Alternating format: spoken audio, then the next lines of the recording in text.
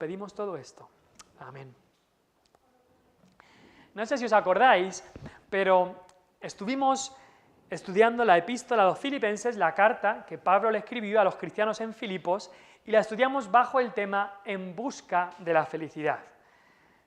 Eso ha sido algo que por muchos siglos, por muchos milenios, desde el principio de los tiempos, el hombre ha buscado la felicidad. Y la ha buscado en lugares inadecuados. La ha buscado en el mundo, la ha buscado en sí mismo, la ha buscado en los placeres y no la ha encontrado. Pero solamente cuando recibimos a Cristo, cuando Él nos transforma, cuando Cristo nos perdona de nuestro pecado, es que encontramos el verdadero gozo y la verdadera felicidad. Y en el libro de Filipenses es el tema que se nombra más veces, el tema del gozo y el tema de ese verdadero regocijo, alegría, felicidad que podemos y que debemos tener los cristianos en Cristo. Tenemos que darnos cuenta que como hijos de Dios adoramos a un Dios que es feliz. Sí, Dios es feliz, eternamente feliz y enteramente feliz. Eternamente feliz y enteramente feliz. No hay infelicidad ni insatisfacción en Dios. Eso es en cuanto a Dios, Dios Padre, pero también somos salvos por medio de un Salvador gozoso. Aunque sí que es verdad que Cristo también fue el varón de dolores, fue el siervo sufriente, la Biblia nos dice que Cristo, cuando en los evangelios, se regocijaba en el Espíritu, se nos dice. Él también fue un Salvador, que se nos dice en Hebreos, que por el gozo puesto delante de Él sufrió la cruz. ¿Qué quiere decir eso? ¿Nos damos cuenta de qué quiere decir eso? Que por el gozo que Cristo esperaba, por eso sufrió la cruz, por alcanzar ese gozo del que ahora Él disfruta en la presencia de su Padre. Adoramos a un Dios feliz, somos salvos por medio de un Salvador gozoso y tenemos la morada de un Espíritu Santo de gozo. ¿No es ese uno de los frutos? El fruto del Espíritu es amor, gozo, el segundo en la lista. Y ese es fruto que produce el Espíritu Santo en el cristiano. Así que el Dios trino que adoramos, Padre, Hijo y Espíritu Santo, es un Dios de gozo, es un Dios feliz. Y por eso el cristiano tiene todas las razones para estar feliz. Tenemos todas las razones para estar felices, muy felices, más felices que ningún otro ser en este universo. Solamente Dios, por supuesto, por encima. Y no estamos hablando de felicidad pasajera de este mundo. No hablamos de ese tipo de felicidad entre comillas, no hablamos de esas sonrisas falsas que la gente hace para sacarse una foto y enseñársela a los demás. Hablamos de verdadero gozo en el corazón, satisfacción, alivio, felicidad interior en el corazón, que por supuesto también se demuestra exteriormente. En el contexto de este texto que vamos a ver, Pablo acababa de dar a los filipenses 2 ejemplos de cristianos entregados. La última parte del capítulo 2 se nos habla de 2 ejemplos de cristianos entregados, Timoteo y Epafrodito.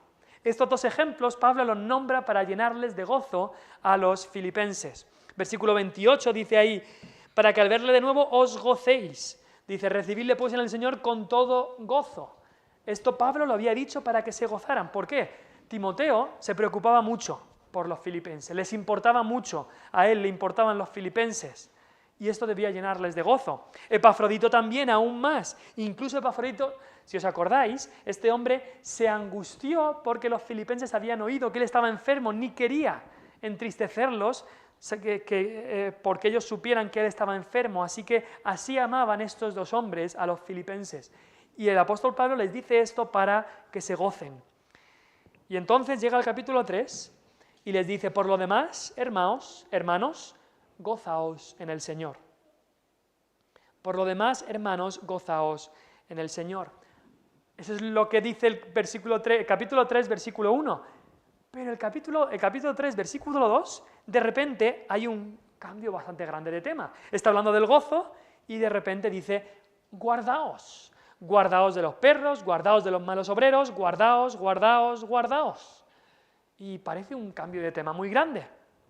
Parece que como una cosa no pega con la otra. Pero hoy vamos a ver estas 2 cosas. Por un lado, gozarse y por otro lado, guardarse. Y lo importante que son las 2 cosas. Es fácil gozarse en el Señor sin guardarse de los malos obreros. Y también es fácil guardarse de los malos obreros sin gozarse. Pero Pablo, y el Espíritu Santo a través de Pablo, quería que los filipenses hicieran las dos. Que se gozaran en el Señor, pero que se guardaran de los malos obreros. Y es que muchas veces ocurre.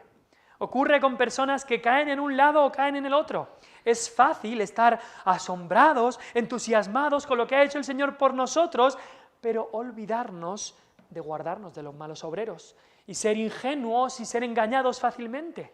Pero también es fácil ir a otro extremo, estar siempre tan pendiente y alerta de guardarse de los malos obreros, del daño que nos pueden hacer y olvidarnos de gozarnos en el Señor. Así que Pablo aquí mezcla las dos, gozaos en el Señor y guardaos de los malos obreros. Muchos han sido ingenuos en la historia, han caído en las trampas de los malos obreros. Quizá por pensar que todo es color de rosa, han caído en eso. Y muchos han caído en el otro lado. Han intentado guardarse y han dejado el gozo del Señor. Debemos gozarnos en el Señor al mismo tiempo que nos guardamos de los malos obreros. Ese es el mensaje de estos 3 versículos. Gózate y guárdate. Gózate, pero guárdate. En primer lugar, queremos ver el primer versículo que habla de gozarse. Pablo les habla como hermanos. Mira ahí la 4ª palabra. Por lo demás, hermanos. Y eso es algo muy bello que tenemos los cristianos. Aquellos que hemos recibido a Cristo como nuestro Salvador, somos hechos hijos de Dios. Y entonces todos nosotros somos hermanos. Pablo había hablado a los filipenses de que los tenía en el corazón. Así los hermanos en Cristo deberíamos tenernos en el corazón los unos a los otros. Les amaba con el entrañable amor de Jesucristo en el capítulo 1. Y por eso en estos capítulos les dice una y otra vez en cuanto al gozo. En cuanto al gozo que tenía Pablo y al gozo que tenían que tener ellos. Mira el versículo 4 del capítulo 1:4. Siempre en todas mis oraciones rogando con gozo. Ya lo nombra ahí. 1:18. Que pues que no obstante, de todas maneras, o por pretexto o por verdad, Cristo es anunciado, y en esto me gozo y me gozaré aún. Pablo se gozaba tanto de que Cristo fuera anunciado, aunque algunos lo anunciaran con malas intenciones, pero si el Evangelio es predicado, yo me gozo. 1:25. Confiando en esto, dice Pablo, sé que quedaré, que aún permaneceré con todos vosotros para vuestro provecho y gozo de la fe. Pablo en estos capítulos habla de su gozo, y acordémonos, Pablo estaba en la cárcel, no las cárceles que hay ahora por aquí, que es todo color de rosa prácticamente, las cárceles de ahí, que eran cárceles horribles. Y Pablo estaba en la cárcel y se estaba gozando. Pero también quería que los filipenses se gozaran, tuvieran esta verdadera felicidad. Por eso dice, para vuestro gozo de la fe, versículo 25 del capítulo 1. Capítulo 2 les dice, completad mi gozo, versículo 2. 2:2 dice, completad mi gozo. Completad ese gozo. Me falta un poco porque quiero que vosotros completéis este gozo. Completad mi gozo. Capítulo 2, 17 y 18. Les dice, y aunque sea derramado en libación sobre el sacrificio y servicio de vuestra fe, se refería, aunque muera, me gozo y regocijo con todos vosotros. Dice, y asimismo gozaos y regocijaos también vosotros conmigo. Este es un tema que se nombra una y otra vez en la carta. Yo me gozo, dice Pablo, gozaos conmigo. Yo me gozo en el Señor, dice Pablo, gozaos en el Señor conmigo. Una y otra vez. Capítulo 2, versículo 28 y 29. Hablando, como hemos visto antes, de Timoteo y Epafrodito, para que os gocéis y recibidle con todo gozo. Una y otra vez se nombra este tema. Ahora, en el capítulo 3, versículo 1, es la primera vez en este libro, aunque luego aparecerá más, que les dice gozaos, pero les dice gozaos en el Señor. Por si alguien no había entendido a qué se refería con gozaos, no se refiere gózate de todo lo que veas en el mundo, no se refiere gózate de lo bueno que está esta comida, o gózate que tu primer gozo, tu mayor gozo esté en el Señor, en el Señor.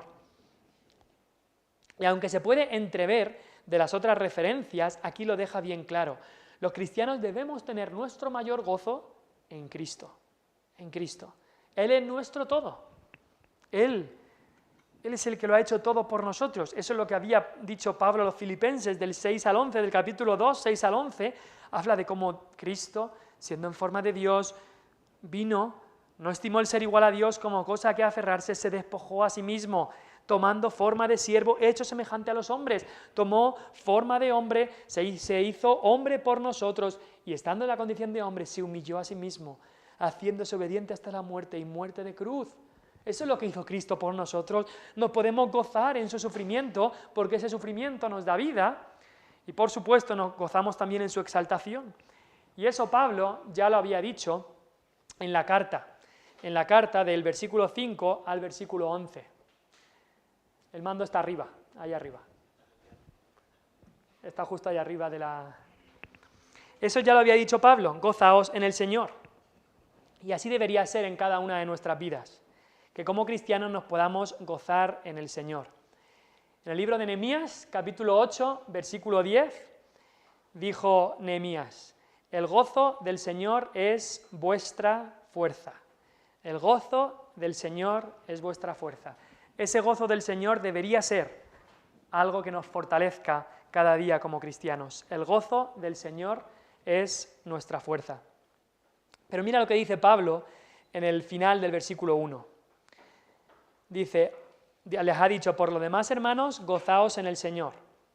Y dice: a mí no me es molesto el escribiros las mismas cosas, y para vosotros es seguro. El mando está ahí arriba. Ah, vale, sigue goteando, vale. Perdón. Paramos un poco y ya, y en un segundo seguimos. Bueno, vamos a continuar con la palabra. Dice: a mí no me es molesto el escribiros las mismas cosas, y para vosotros es seguro. Ahora, ¿a qué se refiere cuando dice esto? A mí no me es molesto escribiros las mismas cosas. ¿Qué mismas cosas se refiere ahí? Pues se refiere al hablar tanto del gozo. Hemos visto que Pablo había hablado bastante del gozo en los primeros capítulos. Capítulo 1 habla del gozo, capítulo 2 habla del gozo.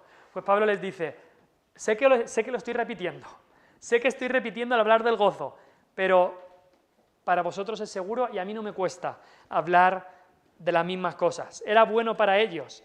Esa palabra seguro es una salvaguarda. Era lo más seguro, lo que iba a asegurarles. Esa palabra para vosotros es seguro, también podría traducirse como para vosotros es lo firme. Es decir, que hablar de estas cosas, escribirles de estas cosas, los iba a afirmar o los iba a confirmar. Necesitamos ser afirmados y confirmados en la fe. Muchos cristianos hay que salen, o cristianos entre comillas hay, que salen como esa plantita y vuelven, o llega el sol y se secan, o las cosas de este mundo ahogan la palabra, se hace infructuosa. Por eso Pablo quería que los cristianos en Filipos fueran afirmados, fueran confirmados. Por eso le dice: y para vosotros esto es lo firme. Voy a repetiros estas cosas, voy a repetiros. Y es que tenemos que darnos cuenta que la repetición de la palabra de Dios es sana. No repetición simplemente como hacían los fariseos, que eran todo vanas repeticiones, pero la repetición consciente de la palabra de Dios es sana. Por eso es que cantamos. Y cantamos muchos que conocemos ya. Hemos cantado esta canción día en día: Cristo está conmigo, me acompaña en medio del dolor, pues confiando en su poder eterno, no me afano ni me da temor, si no recuerdo mal. Y cantarlo una y otra vez, ¿qué hace? Que memoricemos enseñanzas de la palabra de Dios. Dice: a mí no me molesto el escribir las mismas cosas. No es nada malo repetir las mismas cosas con las canciones, o, por ejemplo, cuando estás escuchando una predicación y quizá escuchas el tema que se va a hablar o el texto que se va a hablar y dices: ah, bueno, eso ya lo he escuchado yo ya he escuchado una predicación sobre ese tema. Pues nos hace falta que nos repitan las mismas cosas. Además, tenemos que darnos cuenta que la palabra de Dios es inagotable, inagotable. Por eso también estamos memorizando versículos de la Biblia como congregación, para mantenerlos en nuestra cabeza, para repetirlos. Por eso también es bueno memorizar las preguntas y respuestas del Catecismo de Westminster, porque así estas cosas, por repetición, se nos quedan. Y lo importante que es para nosotros. Hay gente que dice: no, pero es que a mí no me gusta aprender a través de la repetición. Pero luego esa misma gente quizá los escuchas cantando una canción de memoria, una canción del mundo, que la han repetido 1000 veces y se la aprenden. Pues eso es repetición. Lo que el mundo hace con sus canciones, son muy sabios, repiten para que Satanás nos inculque las cosas del mundo. Pues es la manera que Dios nos ha puesto, la palabra de Dios, por repetición y incluso por las canciones, como hemos dicho, aprender de la palabra de Dios. Así que Pablo les dice, gozaros, e incluso, mira, estoy repitiendo esto, pero gozaros en el Señor, tanta falta os hace. Pero como hemos dicho, hay un gran cambio del versículo 1 al versículo 2, incluso un gran cambio de tono. Pablo ha estado hablando con palabras dulces, palabras de amor, palabras... Y de repente en el versículo 2 es como que parece que no encaja, pero no nos debe sorprender. Un padre puede estar hablando dulcemente con su hijo, pero luego puede cambiar también a un tono duro y alarmante para hacerle ver a su hijo los peligros a los que se enfrenta. Un padre puede estar mostrando ese amor y de repente hablar de un gran peligro y cambiar el tono completamente, para que el hijo sepa, esto no, esto me tengo que alejar de esto, aquí hay un gran peligro. Pues eso hace Pablo aquí.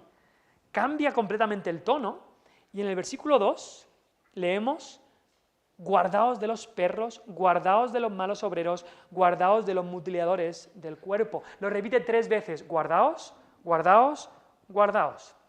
En la Biblia, eso es una cosa que nos puede servir para interpretar otros pasajes también, en la Biblia muchas veces encontramos cosas repetidas 3 veces. Cuando se repite 3 veces es que Dios está diciendo, esto es muy importante.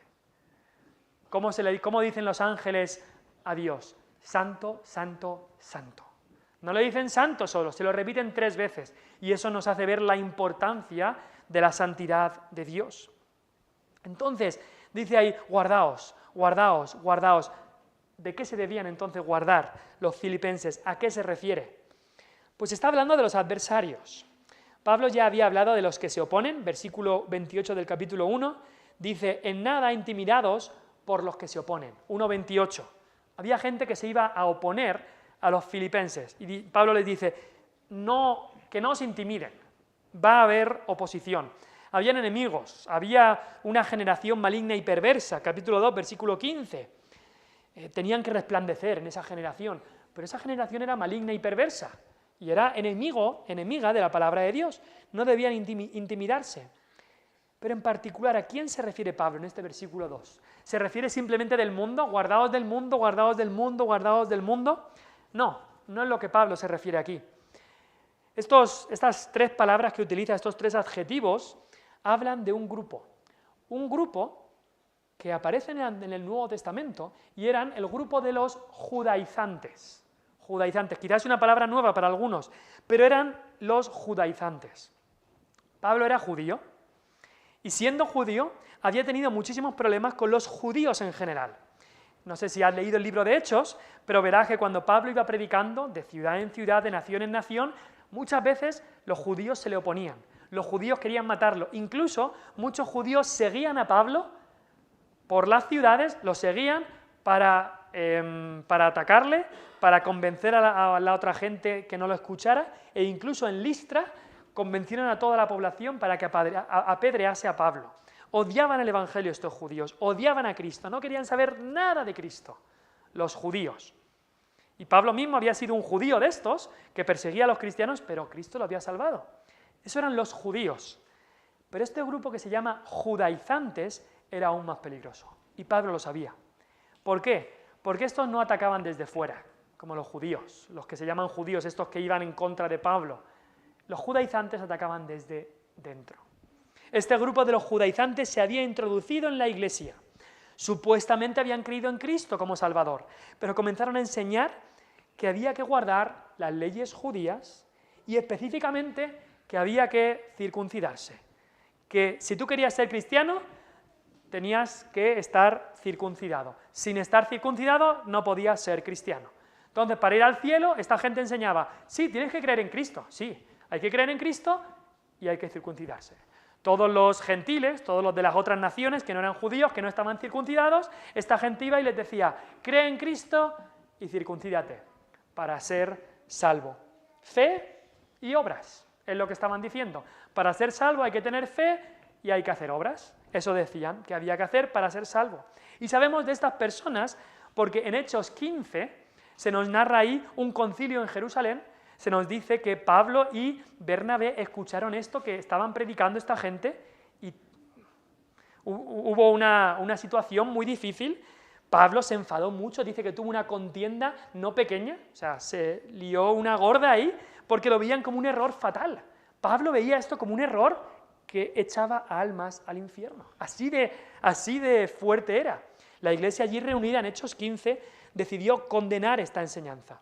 Pero desgraciadamente eso no significó que la enseñanza se desapareció. No, esta enseñanza de los judaizantes, de que para ser salvo es fe y obras, lo que había que hacer, continuó esta enseñanza. Y Pablo a los Gálatas, un tiempo después, les tuvo que escribir a los Gálatas la carta más dura.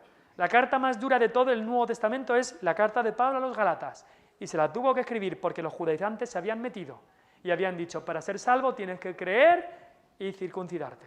Entonces Pablo tenía que atacar esta doctrina herética y esta doctrina infernal, esta doctrina que mandaba personas al infierno si las creía.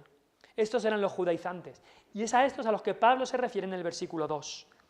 Entonces dice ahí, guardaos de los perros. Pablo no se está refiriendo que un cristiano no puede tener un perro. No, no es a lo que se refiere Pablo. No está hablando de perros, de un animal, para nada.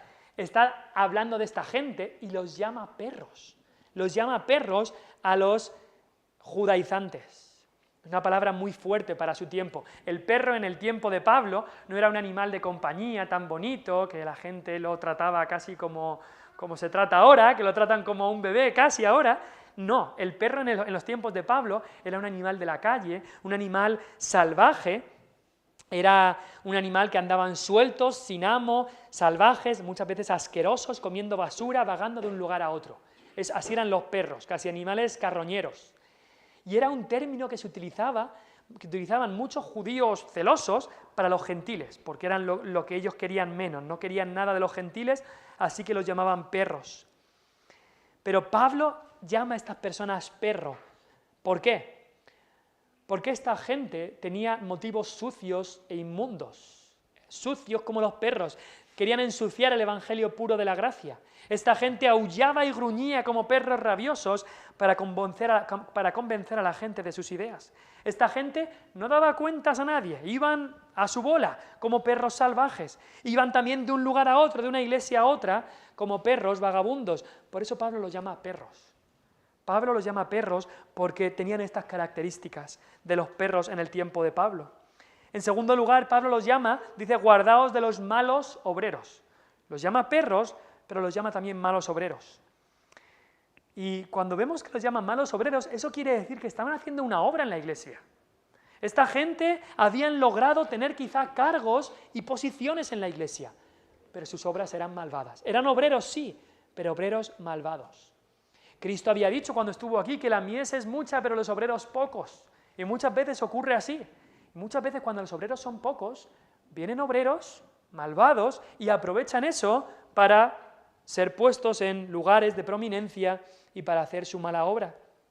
Y si ahí estaban, con motivos perversos, sí, estaban en la obra, pero estaban allí con motivos perversos y estaban haciendo también una obra perversa, porque estaban alejando a la gente de Cristo, alejando a la gente del verdadero evangelio de la gracia de Dios, porque lo que estaban diciendo es, no te sirve con creer en Cristo y ya está, tienes que hacer obras, tienes que circuncidarte, tienes que hacer estos ritos para ser salvo.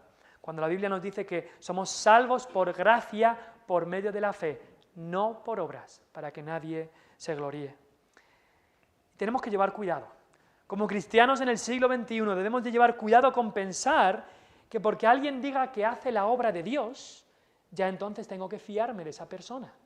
Guardaos de los malos obreros. Cuidado con pensar que aquellos que se suben a un púlpito, que se ponen bien vestidos y abren la Biblia, ya tienen que ser obreros de Dios, porque si están en un púlpito y abren la Biblia y tal, ya tienen que ser obreros de Dios. Cuidado, porque sigue habiendo, 20 siglos después, sigue habiendo malos obreros, con enseñanzas destructivas, que están desviando a muchos de los caminos de Dios. Aún sigue pasando en el día de hoy. Debemos tener discernimiento. Eso significa, para tener discernimiento, que debemos conocer este libro bien. Porque si no conoces este libro bien, vendrá un obrero, escucharás un obrero, y dirás, ¡ay, qué buen obrero de Dios! Y ese es un mal obrero que está alejando las ovejas del buen pastor. Ocurría en el tiempo de Pablo. En 2 Corintios leemos que Pablo decía, estos son falsos apóstoles, obreros fraudulentos que se disfrazan como apóstoles de Cristo. Y sigue pasando hoy. Escuchas de apóstoles en el mundo evangélico, escuchas de falsos obreros. Sí que tengamos discernimiento, guardaos de los perros, guardaos de los malos obreros. Y dice al final, guardaos de los mutiladores del cuerpo. Una palabra dura, pero no está hablando de que estas personas iban por ahí cortando brazos a la gente. No está hablando de que mutilaban así, sino que la palabra que se utiliza aquí como mutiladores del cuerpo es la palabra que en el versículo 3 dice circuncisión. Eso es a lo que se refiere, a la circuncisión. Esta gente lo que quería era que todos fueran circuncidados. Querían este rito para ellos gloriarse en la carne, gloriarse de lo que eran, de cosas externas.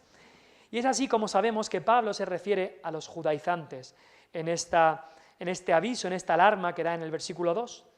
Esta gente siempre estaba enseñando que había que circuncidarse para ser salvo.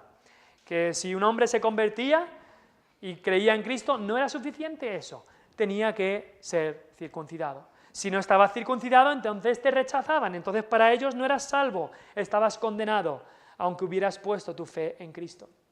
Estaban añadiendo a lo que la palabra dice, añadiendo al evangelio puro de la gracia de Dios. De la misma manera en el día de hoy, cualquiera persona que venga y te diga que tiene que, además de la fe, para ser salvo, tú tienes que hacer algo más. Dice Pablo en Gálatas, sea maldito, sea anatema. La salvación es por medio de la fe. Esa fe que por supuesto incluye arrepentimiento, pero si te dicen, no, tienes que hacer esto, pero también tienes que hacer esta cosa externa, también tienes que hacer lo otro, cuidado. Si predican otro evangelio, sean malditos, dice Pablo en Gálatas. Cuidado con añadir a la palabra de Dios. Incluso, y puede pasar en el mundo evangélico, cuidado con pensar que el bautismo es necesario para ser salvo. Que si alguien no está bautizado, va a ir al infierno. La Biblia dice que la salvación es por la fe, no por el bautismo. El bautismo es un símbolo externo de lo que ha ocurrido internamente. Pero lo que te salva no es lo externo, lo que te salva es lo interno. Lo que te salva es poner la fe en el Hijo de Dios, arrepentirte y creer en Él como tu único Salvador. Es la fe el instrumento por el que somos justificados, no el bautismo. Tenemos el ejemplo del ladrón a la derecha de la cruz. El ladrón a la derecha de la cruz está hoy en el cielo con Cristo. Cristo se lo prometió. De cierto te digo que hoy estarás conmigo en el paraíso. ¿No se bautizó? Claro que no, pero está en el cielo.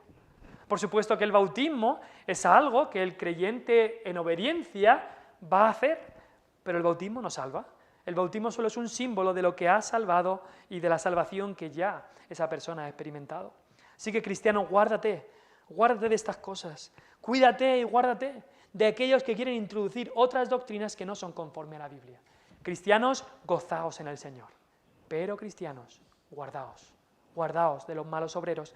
Ahora, como paréntesis final, o como apéndice a todo esto, después de haber hablado de quienes decían que ellos eran la circuncisión, porque esta gente, los judaizantes, decían, nosotros somos la verdadera circuncisión.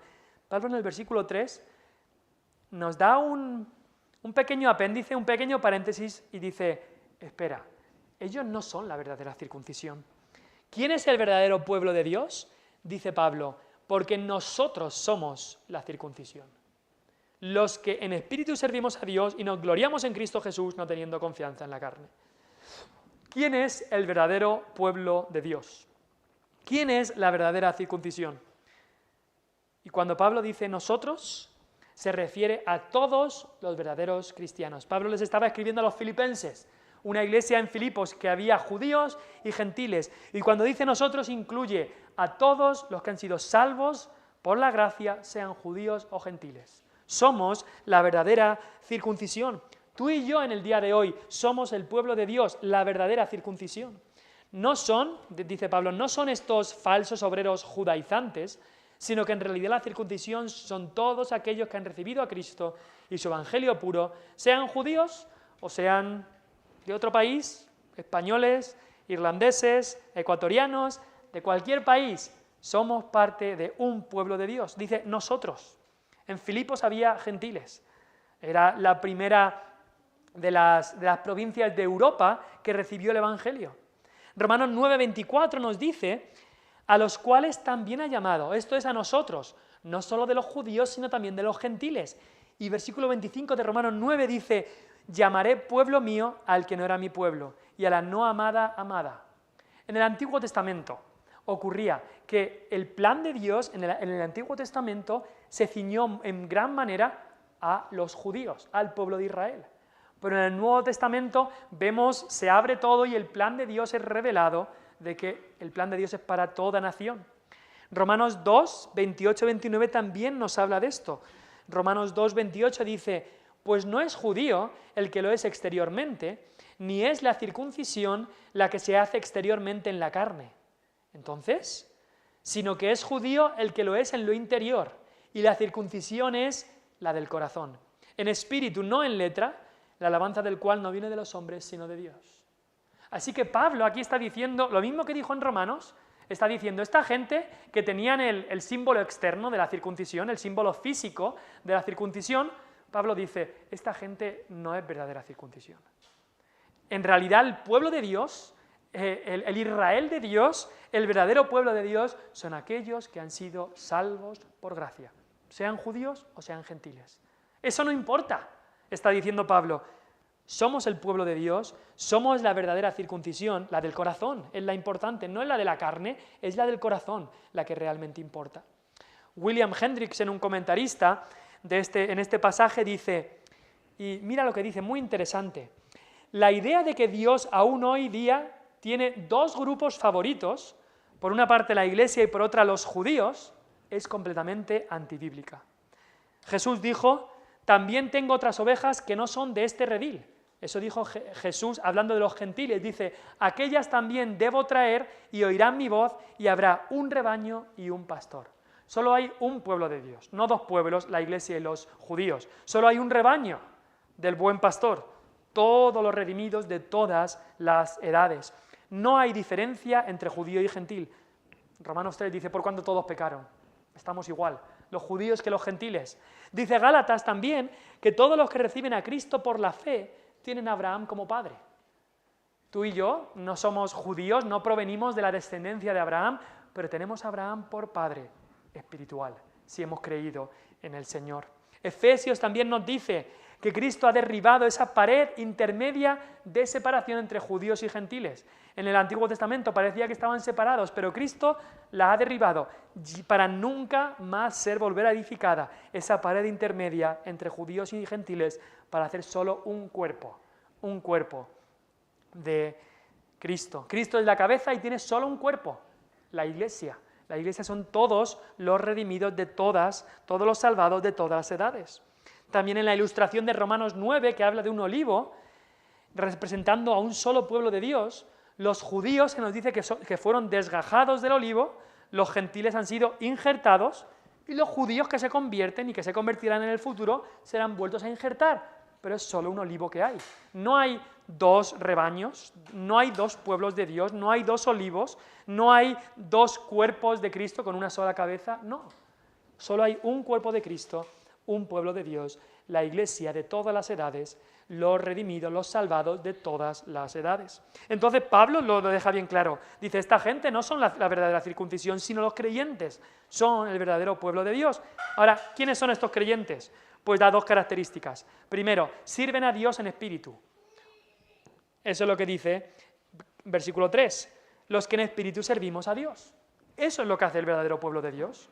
Juan 4:24, Cristo hablando con la mujer samaritana, le dice, los verdaderos adoradores adorarán al Padre en espíritu y en verdad. Los verdaderos cristianos no sirven con imágenes, no adoran con imágenes, sino en espíritu, porque tenemos al Espíritu morando en nuestros corazones.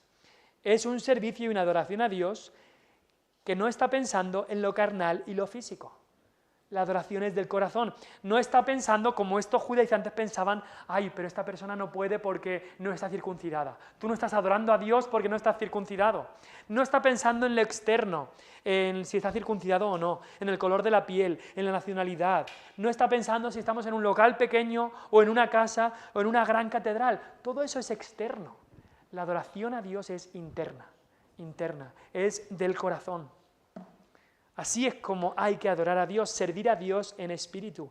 Eso es lo que hace el verdadero creyente, el verdadero pueblo de Dios. Y luego dice, la segunda característica que da es que se gloría en Cristo Jesús.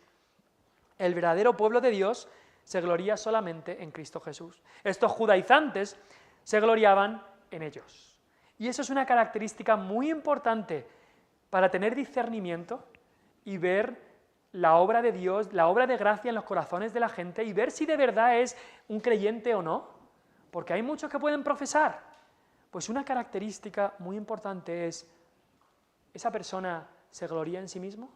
¿Esa persona muestra orgullo en sí mismo? Como que todo lo tengo porque yo lo hice y yo. Eso es una característica que nos puede enseñar que quizá esa persona no es un verdadero creyente. Un verdadero cristiano no debe gloriarse en sí mismo y cuando lo haga debe arrepentirse de eso, sino debe gloriarse en Cristo. Entonces, y eso también tiene que ver con el gozo del que habla el versículo 1. ¿Cómo nos gozamos? Pues nos debemos gloriar y gozar en el Señor. Incluso dice ahí versículo 3, nos gloriamos en Cristo Jesús. No me jacto de nada de lo mío, sino solamente lo de Cristo, de lo que Él ha hecho por mí, un pecador perdido. No me satisface nada de lo mío, ni de lo que hay en el mundo, sino lo que veo en Cristo. Eso es lo que me satisface, eso es de lo que me jacto, de lo que hay en Cristo, nada de lo mío. Y es muy curioso estas dos características que dice. Dice, verdadero pueblo de Dios, ¿qué hace? Sirve a Dios en espíritu, pero luego dice, se gloría en Cristo Jesús. Y como cristianos tenemos que llevar mucho cuidado con aquellos que hablan mucho de Dios y nada de Jesucristo. Porque lo vamos a encontrar.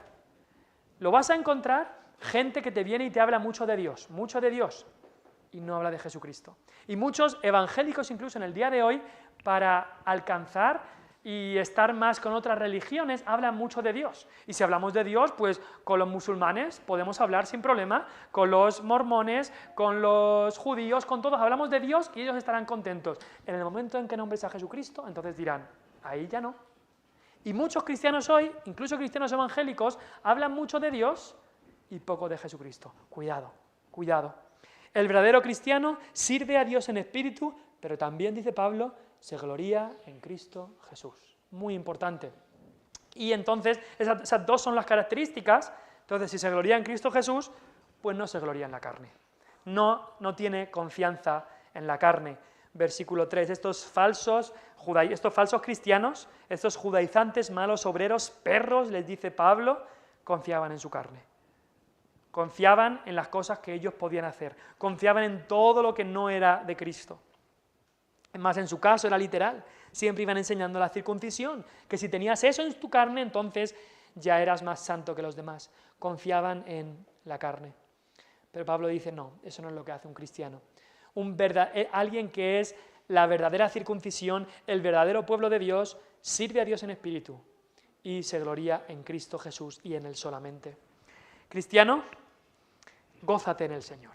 Gózate en el Señor, que Él sea tu mayor gozo.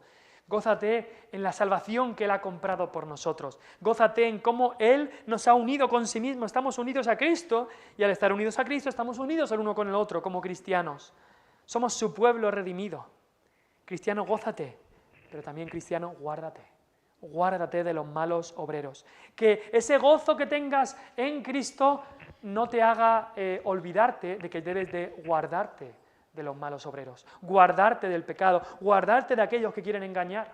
Pero al mismo tiempo que ese estar avisado, ese estar alerta por los malos obreros y guardarnos de aquellos que van a hacer, que van a traer herejías y enseñanzas destructivas, que no nos haga olvidar que debemos de gozarnos en el Señor, que las dos cosas vayan juntas.